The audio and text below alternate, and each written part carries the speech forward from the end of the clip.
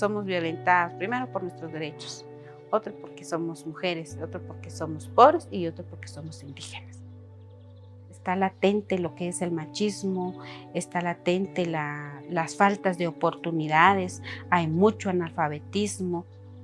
Mi nombre es Ana María, soy defensora de los derechos humanos por el territorio y la vida y el agua. Fui la primer representante legal y presidenta de la Asociación Grupo Integral de Mujeres Sanjuaneras, AGIMS. Cerré la licenciatura en Gestión Pública y Desarrollo Territorial. Puedo decir que he cerrado la universidad, pero he sacado mi maestría, mis doctorados en las comunidades. Y eso es lo más valioso porque uno aprende directamente, ahí está el verdadero estudio.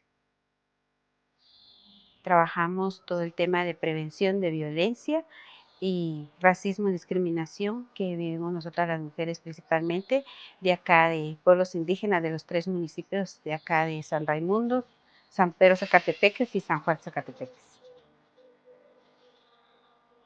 Que las mujeres se empoderen en sus derechos y que también sean organizadas desde sus comunidades. También soy autoridad. El año pasado me eligieron como autoridad ancestral y entonces eso me lleva a mí un compromiso, no solo como persona en defender, sino que es un compromiso también donde yo tengo que representar a los pueblos y a mujeres ante estos espacios de toma de decisión. Estamos impulsando una política de protección a las y los defensores de derechos humanos para seguir defendiendo nuestros derechos. Al final no estoy sola, detrás de mí tengo una base de mujeres que también son luchadoras. Y entonces la base es la lucha por la resistencia de la vida, que nosotras las mujeres tengamos más oportunidades a una vida digna y libre. Libre de violencia, libre de racismo, libre de discriminación. Y por qué no decir que todas y todos construyamos una paz para mi país y para todo el mundo entero.